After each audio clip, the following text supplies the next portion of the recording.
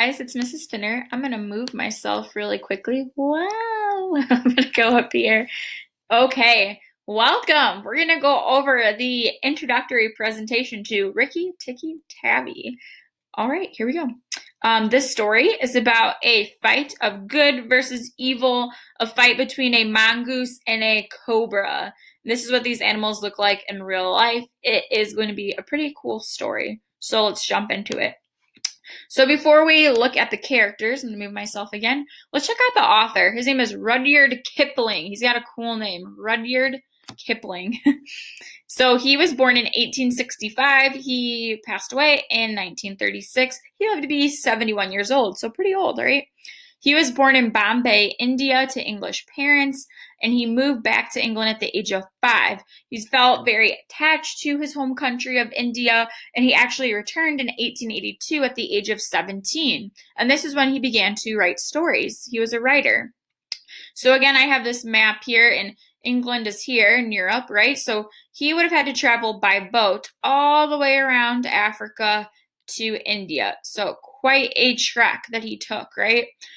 This story, Rikki-Tikki-Tavi, initially appeared in 1895 to the second volume of the Jungle Book. You may have seen that movie. Those are actually stories, and the movie was set based on those stories, right? So again, it's a collection of children's stories set in colonial India that Kipling wrote while he was living in Vermont. So again, we'll talk more about the historical context, but colonial India was when the British colonized India and they were living there, right? And Kipling was English, his parents were English, so that's kind of his background or his context. He was the first English writer, rather, to win the Nobel Prize in Literature in 1907. He won that at 42, so he's a pretty famous author, and he's going to be the author of our story. So this is a little bit about his life. I'm going to move myself down here. Okay, so if you notice this map, this is the British Empire and their ruling of all their different colonies and the places that they had control and command of in 1900. So as you see, it was most, if not all of India, right? So during this time, Britain commanded the greatest empire in the world. This is 1900s, a little after our story, but around the same time period, right? And remember, India was colonized by England until 1947. That's when they gained their independence. This time period was known for forceful imposition of British government and the British culture upon the natives. So for the native people, this wasn't probably a great time, right? Because you have this other culture, these other people coming into your home and imposing their beliefs onto you.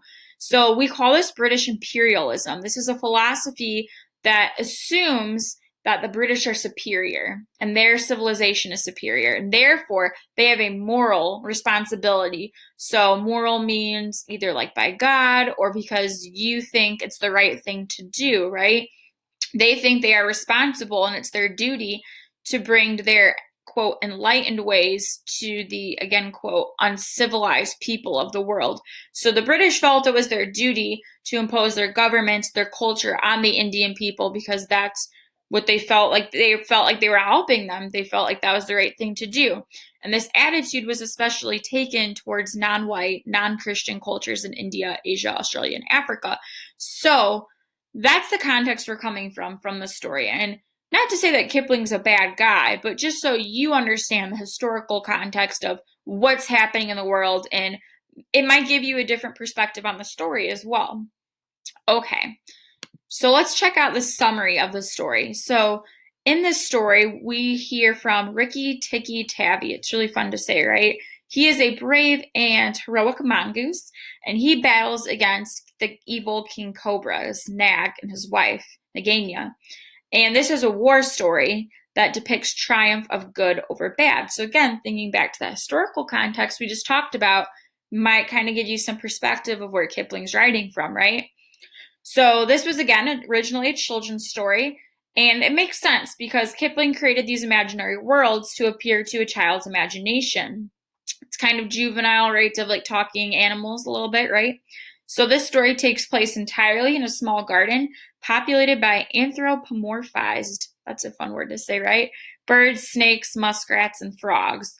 So anthro means man, right? It's the study of man. So anthropomorphism, they give human or like mankind's, right, characteristics to animals. So this is similar to personification. So check out this chart right here. Personification is the attribution of personal nature, human characteristics. Basically, you're giving human qualities to something that's not human or inanimate. So it could be weather, like wind or a table, where anthropomorphism is more of giving those human characteristics to animals. So I hope that clears that up for you. Check out our characters. So these characters are actual animals, like they're real animals.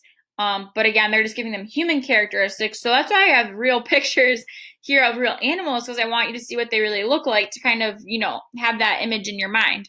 So let's start with Teddy and his parents. So Teddy is one of the main characters. He's a boy.